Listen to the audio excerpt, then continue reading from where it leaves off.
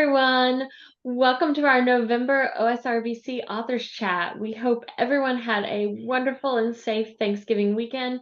We are so excited to have with us tonight a New York Times and USA Today bestselling author who is also a Star Wars superfan that was featured on Star Wars The Force is Back on E! It is my honor to introduce the author of our November book, Every Author Has His Day, Suzanne Enoch. Welcome. Hello. So for anyone who is new here this evening, we have Megan. Megan, wave your hand up there, acting as our moderator in the chat panel. We do ask that everyone keeps themselves on mute throughout the evening to aid in our recording quality, and that if you have questions, to please submit them into the chat panel. We'll be checking in with Megan throughout the evening for her to ask your questions to Suzanne. And with that, let's get things started. We always like to kick things off with some icebreaker questions. These are just some fun things to warm up with as people are still joining and getting settled in before we start talking about Every Duke Has His Day. And with that, I'm going to hand it over to Ozma for the first question. If you had to pick a favorite main character from any romance series to be your book boy or girlfriend, who would it be? I would have to go with the oldie but goodie Devil Senster from Stephanie Lauren's book series. Yeah. I just think about him and giggle. So yeah, that's where I am. The Bar Senster is one of my favorites. Much better than she writes Moody so well, and Stern and Alpha and everything. And my guys always fall down and get stuff thrown at them, but she's so good at being like the serious guy. So we ask all our visiting authors this after the topic came up in one of our very first guest books. Do you have a chocolate drawer? I have a chocolate pantry. I share the house with my sister and my mom and two nephews, but there are several chocolate stashes throughout the house, and the boys know when it gets down to a certain amount there to leave them alone because I will kill them. But yes, chocolate is necessary. It's good for just a light pick me up. It's good if you have brain freeze and you need to go get a snack. It's there for you always.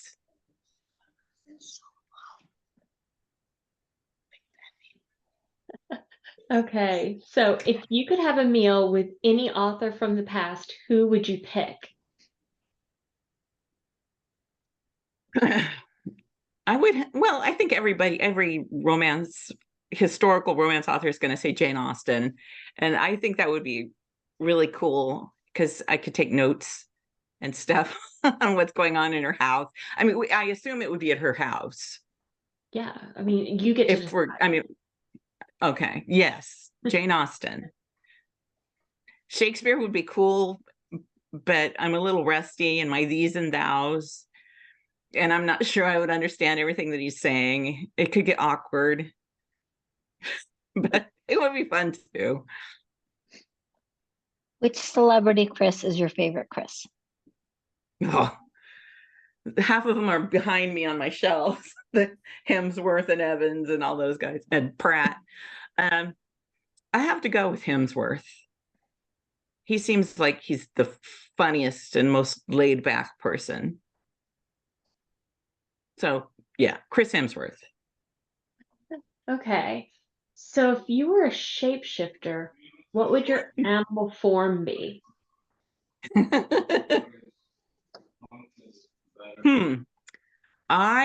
If I could be any animal, I would like to be a dolphin.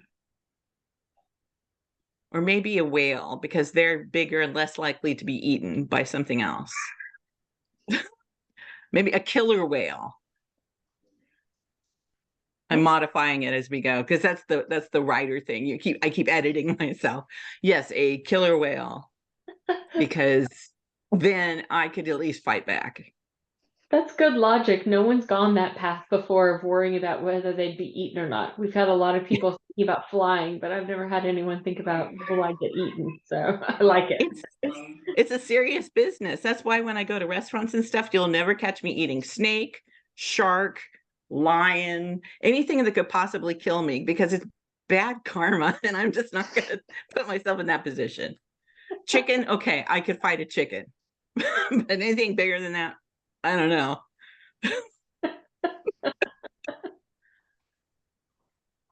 So if you had to be trapped in a house with 5 other writers, a hostage writers retreat of sorts, who would you want to be trapped with? I actually do this to myself on purpose every year. We spend a week on the coast in Oregon every year, and I go with Victoria Alexander, Karen Hawkins, Linda Needham, Susan Anderson, and Stephanie Lawrence. And the 6 of us, we go and we write and we brainstorm plots, and we play lots of word type games after dinner and watch movies and stuff. It's so much fun. And we try and go in the fall so the weather will be moodier.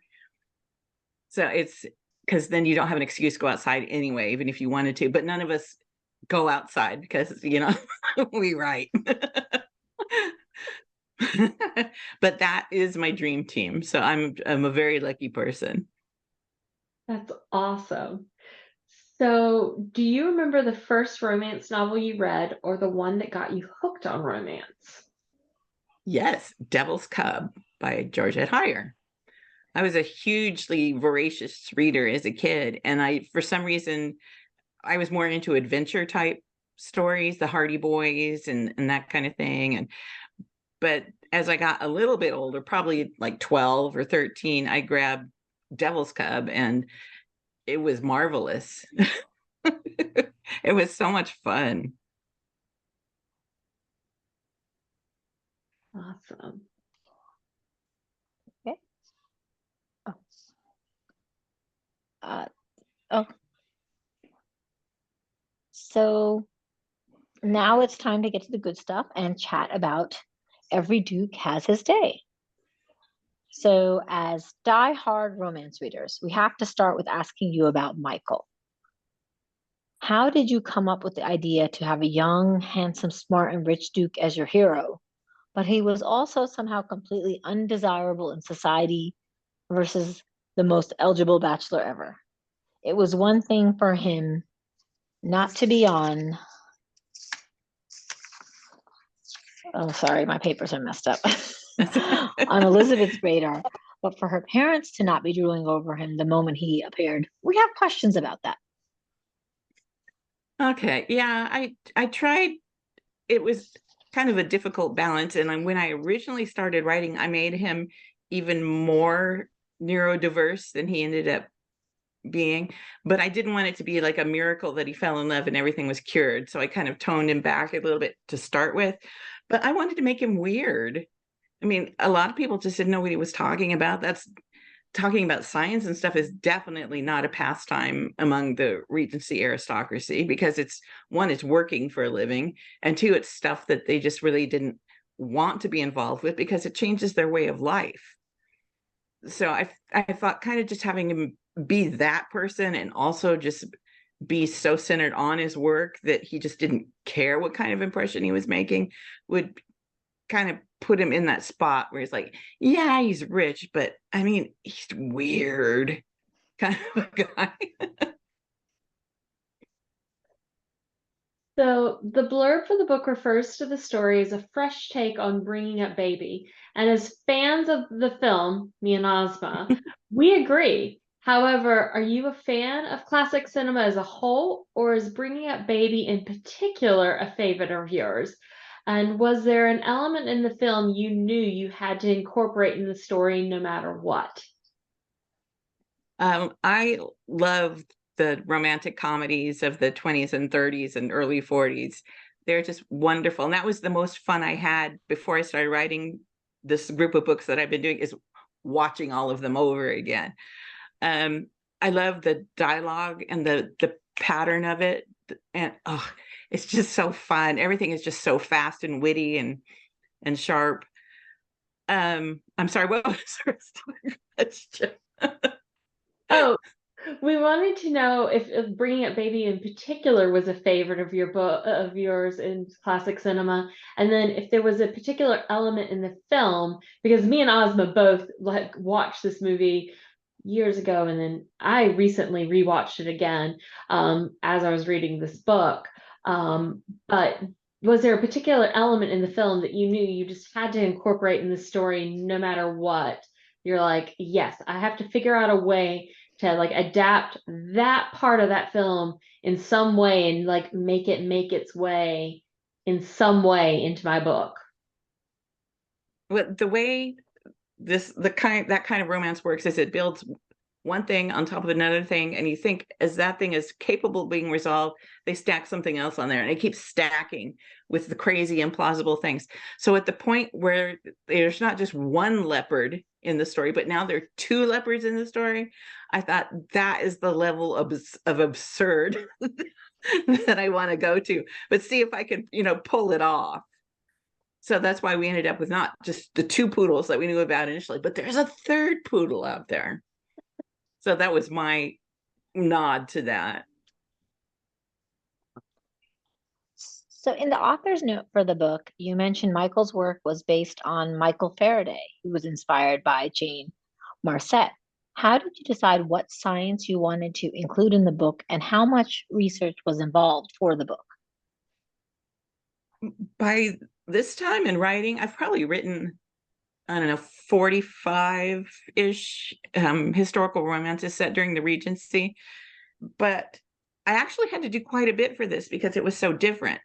So I started out looking up who the scientists were during the time. And of course, Michael Faraday is a name that most everybody has at least heard of. And so I got a couple of books. It's backwards. Books about him or books that he had written, which is actually, this is taken from a couple of his lectures that he gave. And then from that, I started reading the biographies where it said he'd been a bookbinder and this and that, and some of the books that influenced him. And then I found the Jane Marcet book, which is also backwards. But it's been in print since 1817. And I had no idea that some of the things were as advanced as they are in chemistry and stuff. I mean, they'd already measured the speed of light and all that. And I had never really thought of it that way, because when I write a humorous romance, it's mostly about just the two people with enough background so that you can place where they are and what they're doing and what they look like and what they're likely to see and things like that. But I hadn't really delved into the science part of it. It was really interesting.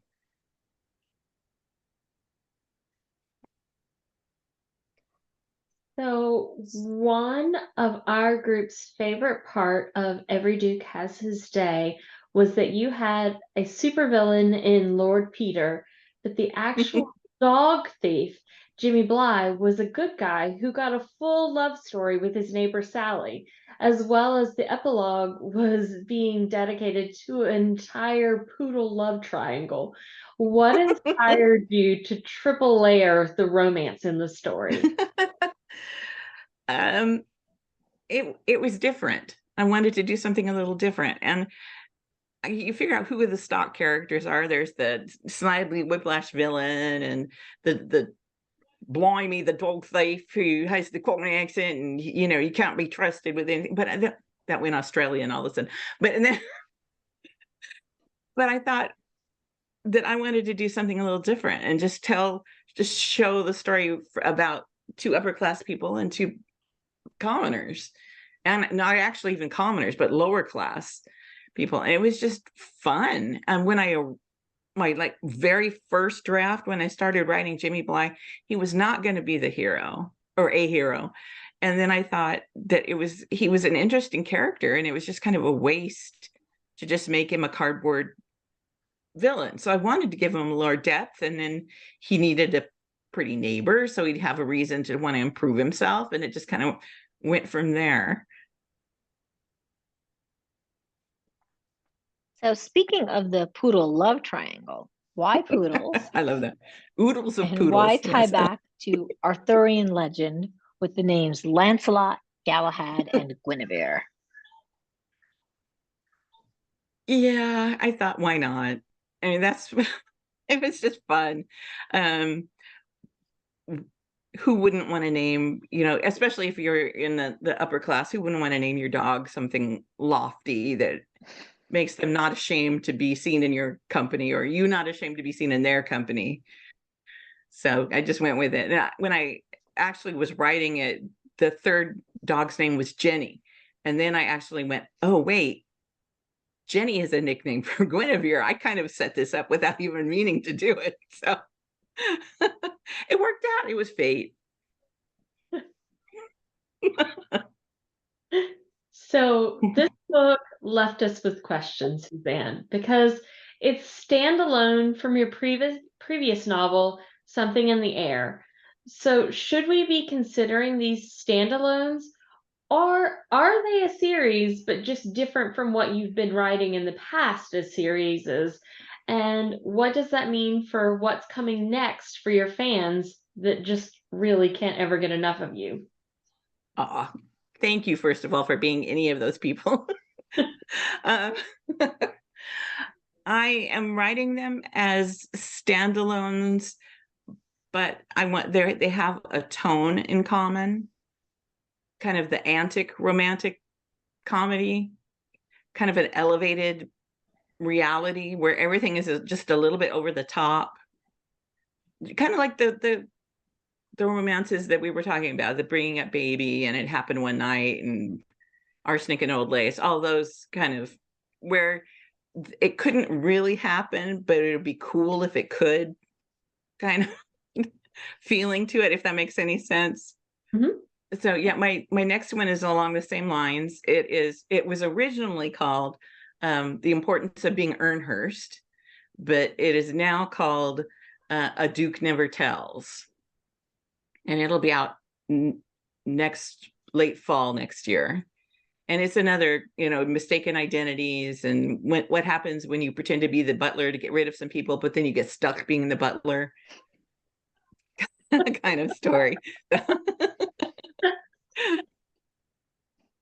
That sounds delightful. It was a lot of fun. He got to do everything wrong, standing there while everybody's eating dinner and he's chewing on some bread, and he has no idea what he's doing. So this is a good time to pause and check in with Megan and see if we have questions in the chat about the book before moving on to more general questions about you as a writer, Suzanne. So Okay. Megan, I'm going to hand it over to you. Yeah, we have a couple.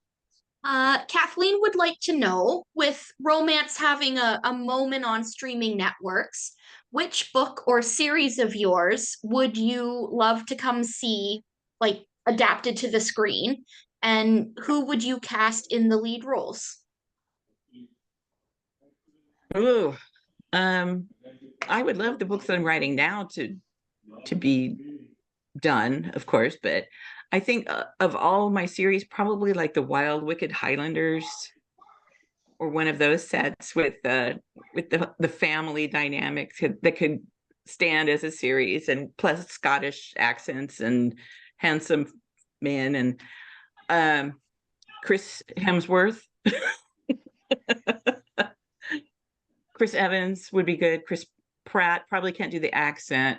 I don't know. Just it would be fun just to see it, just to see the words that you've written being spoken by people and those scenes that you imagine in your head coming to life. It would be cool. I spoke with Julia Quinn after the Bridgerton came out, and she told me it's nothing that you think it's going to be, but it's even cooler. And I think it would be that way. I mean, who wouldn't want to see what's in their head actually be there on the screen? Yeah, absolutely. And then Jess would like to know, there's so many good characters in this book, kind of running the gamut: evil, smart, funny, awkward, heart of gold. So she'd like to know, who was your favorite character to write and why? I think my favorite character to write was Michael, because I could kind of cut through a lot of expectations with him and have him say unexpected things. And I like characters who are kind of naturally funny. And he was that way. I don't think he set out, everything he did set out to be funny, but a lot of it was just by his uncaring attitude about his appearance and how he came across to other people.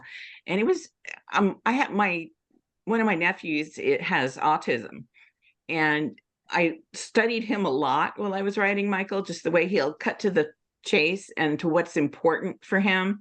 And I kind of use that as the basis for the kind of person that he is. And it was fun. It was a really interesting exercise.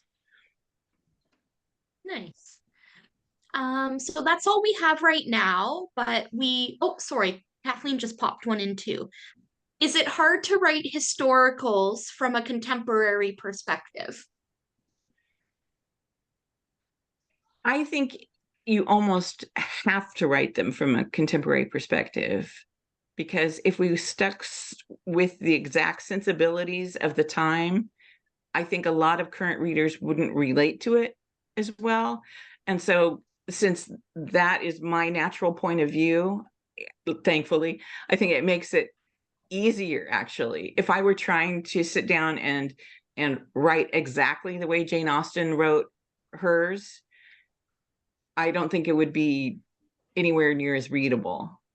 She actually was not a historical romance writer. I mean, she was a contemporary romance writer.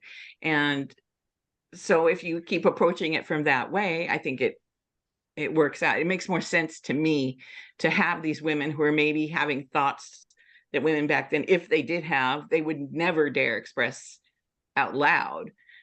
But to put that in there, at least it gives you something to hang your hat on, something to you can identify with.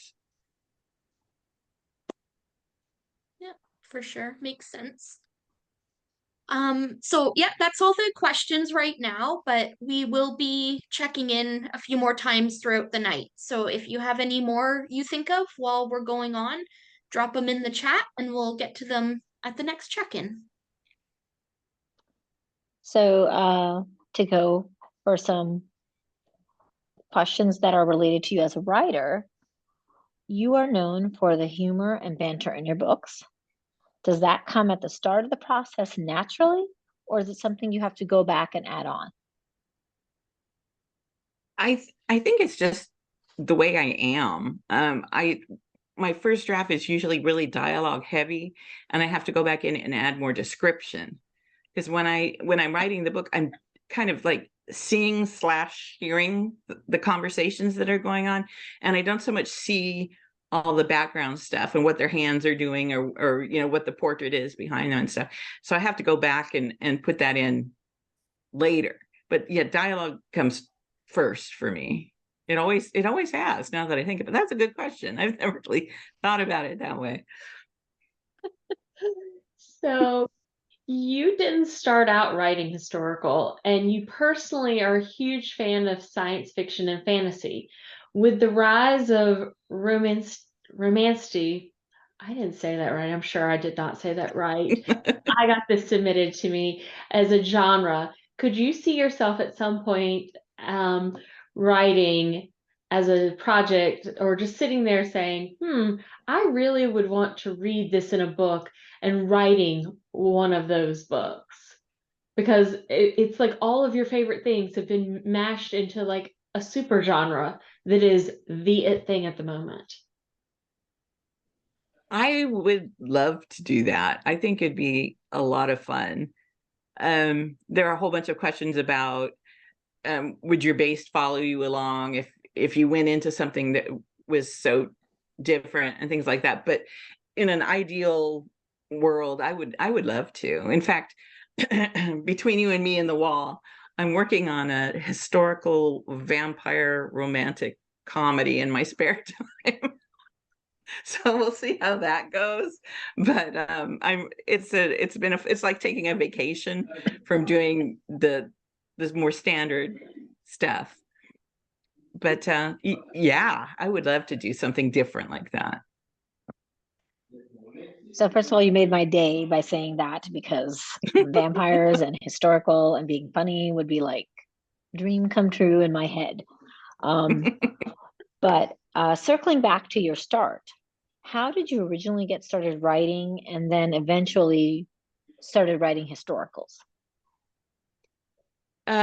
Originally, I always knew I was going to be a writer. Originally, I was going to be like a Joy Adamson or a Jane Goodall, because those were the books I really started reading seriously as I got a little bit older.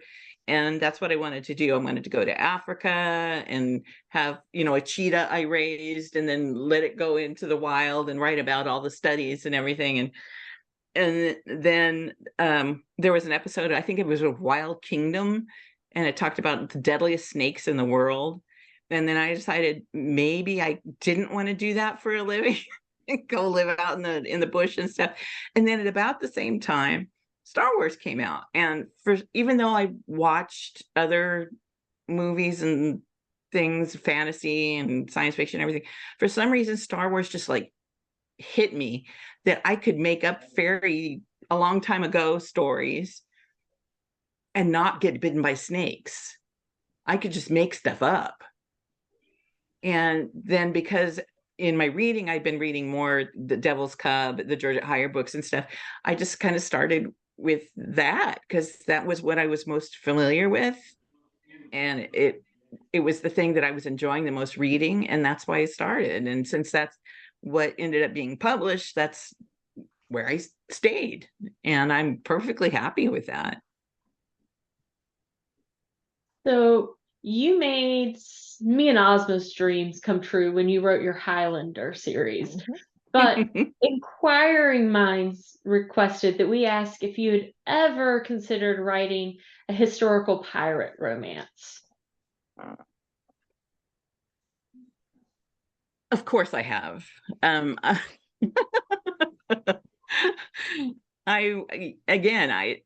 would love to. I mean, every time the idea in writing books, for me anyway, is I never want to repeat myself. And so I think that's why as I go on, my stories get a little more complex and deeper, and you end up with 2 love stories and 3 dogs and, stuff like that. But being able to go in a whole different genre every once in a while and just kind of start fresh and throw everything in there that you have ever wanted to see or read in a book, that's really appealing. And, who doesn't love a handsome, swashbuckly, non-syphilis carrying pirate?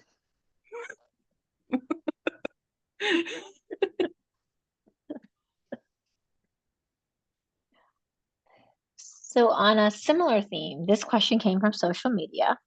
People love your contemporaries.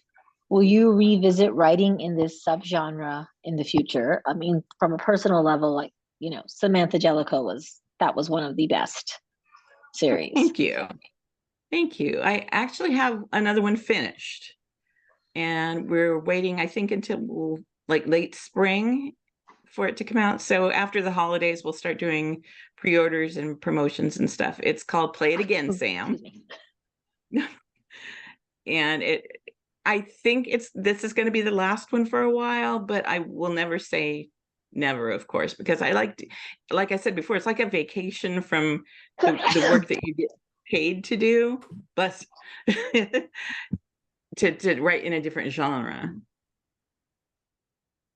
So anyone who follows you knows about your love of Star Wars. However, we wanted to know if you had ever gotten the chance to meet George Lucas, especially after taking part in the television special, and if we could ever see a romance a la Every Duke Has His Day style inspired by Star Wars. I have seen George Lucas from a distance, as in I've gone to science fiction conventions and he's been over there on the stage, but I have never met him. I don't know what he would think of me, but I think it would be, again, it would be cool. In a way, I think everything I write is kind of loosely based on Star Wars. Not so much the plot, perhaps, but maybe some of the characters. The Han Solo type, the kind of the rogue who kind of balks at being told what to do and does his own thing, and the guy who wants to prove himself, and the kick-ass princess. And those are just kind of archetypal characters. And I think, in a sense, everybody who has ever seen and really loved Star Wars writes Star Wars in a way, if that makes any sense. No, that completely makes sense. At the moment, there is a pretty big difference in the trends for book covers domestically and internationally. We know authors don't normally have a lot of control over their covers, but do you have a preference on your covers? I have been lucky in that I can generally poo-poo something that I really don't like the idea of. As for the things that I'd like, I can specify, I'd like her to be in this color dress, or I really like this scene here.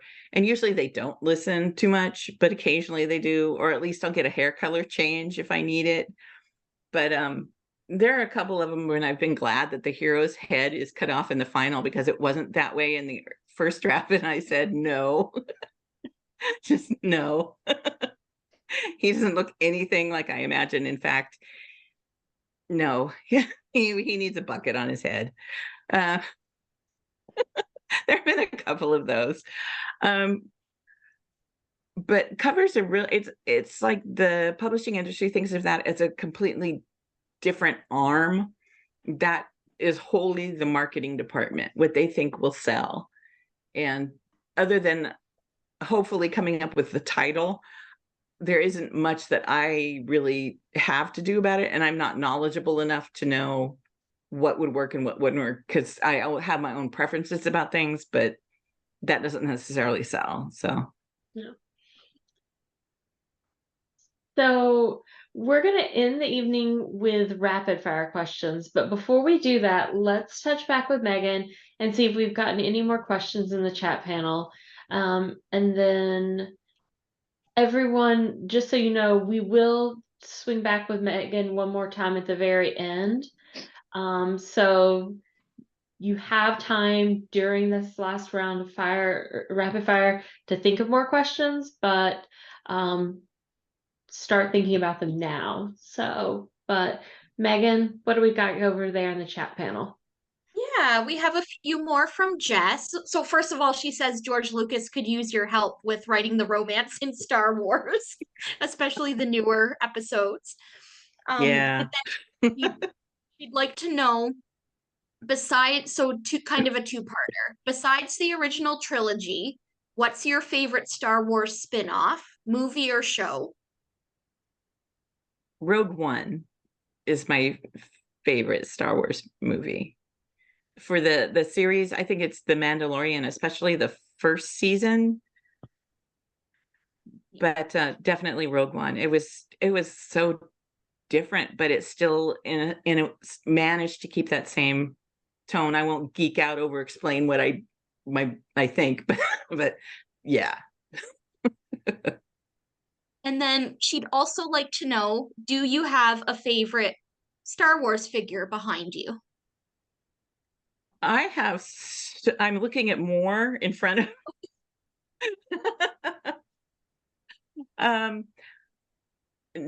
no, not really. I love them all, and they've become my thing, and they are all over the house. Star Wars, Marvel, Lord of the Rings, and some X-Men stuff, but mostly Star Wars. And I have a couple that I really like, and if it's one of those Southern California wildfire things and I have to pack up, I know which two I'm going to take. And it's going to be, there's a Luke Skywalker and a Han Solo, and they're a pair, and they look really good. And yeah, it would be those two.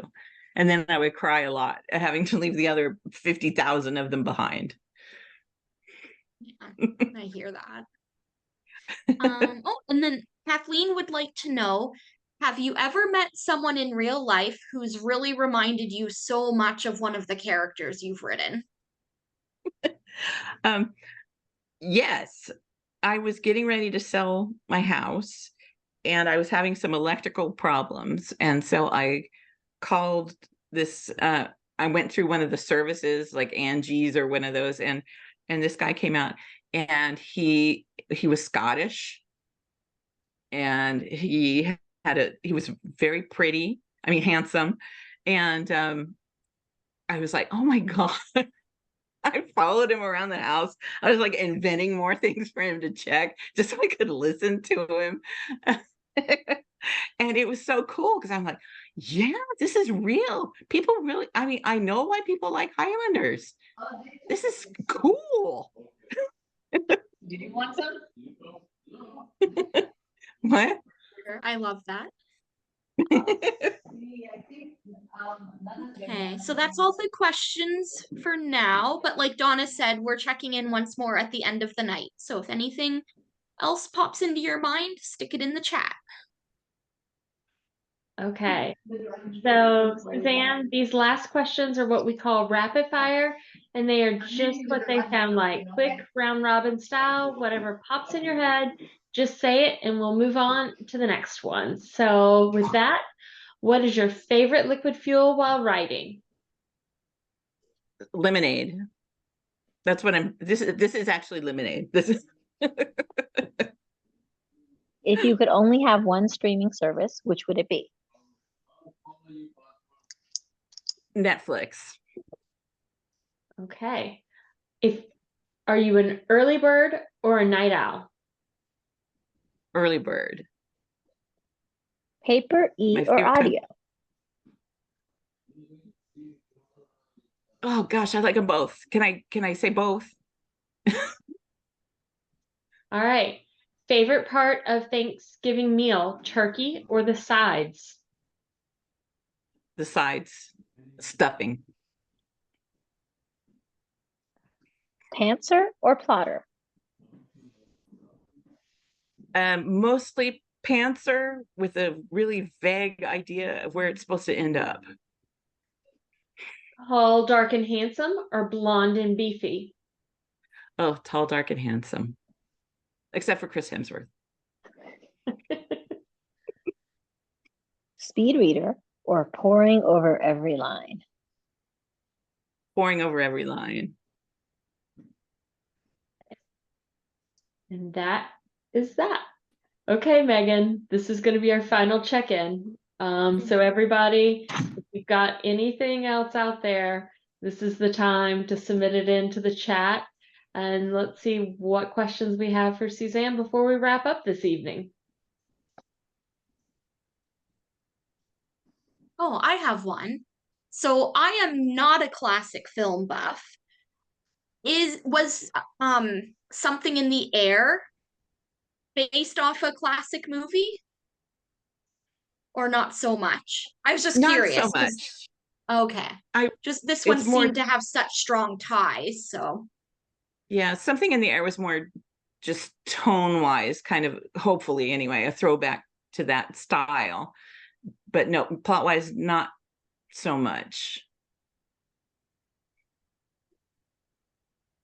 I have a question too, actually. yeah. This one was, of course, bringing up baby, but have you ever thought of doing something based on the other really funny Katharine Hepburn movie, The Philadelphia Story? I love that movie. Probably as I go along, yes. I'm kind of going through them and saying, okay, what can I riff off of from each of these that would actually sustain itself for a whole book that's not just copying what we've seen already. So yeah, eventually I would like to do that. And then Kathleen had one as well. Do you find it easier to write dialogue for your heroes or your heroines? Ooh, probably the hero is easier. I don't know if it's because I feel like I need to be more authentic as a woman writer writing the female dialogue that I'm representing. Excuse me. But men are usually simpler in my experience.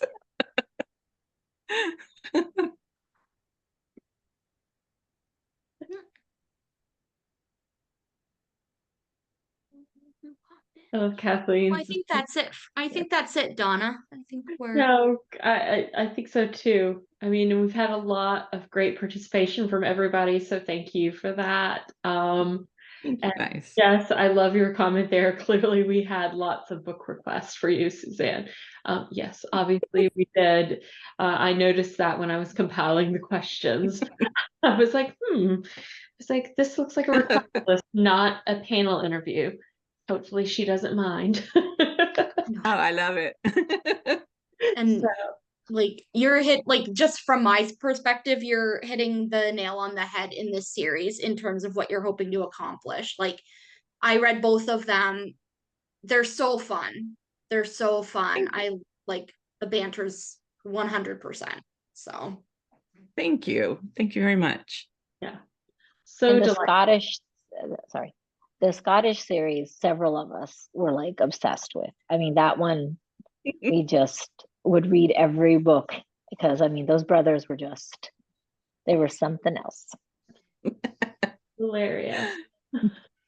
They were So, fun. but yeah, no, I've recommended this book and the one before it a lot over the last month because I was like, oh, you need something to lighten your day? I've got the book for you. So Thank you. I mean, I love that. I like that somebody reads the story and then kind of end with a smile or a little chuckle. And I've done my job if I've improved somebody's mood a little bit. yes, these are definitely mood lifters. So they're delightful. So, well, everyone, I want to thank you for spending your holiday hangover evening / day with us. Hopefully, this gave you the opportunity to recharge your batteries as you work to get back into the swing of things this week. We want to give a giant thanks to Suzanne for letting us read her book this November and then coming to talk to us about it. It has just been an absolute joy. I've got a few quick announcements before we close out this evening. December, we're taking a break from having a specific book to read along with.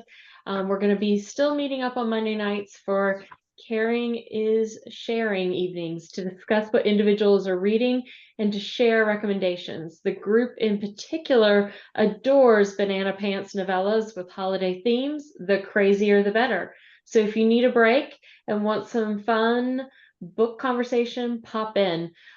We are going to be back to our normal read-alongs in January, and we'll be kicking off 2024 with M.A. Wardle's Teacher of the Year with our authors chat scheduled for January 29th at 9 p.m. So you can go ahead and put that in your calendar.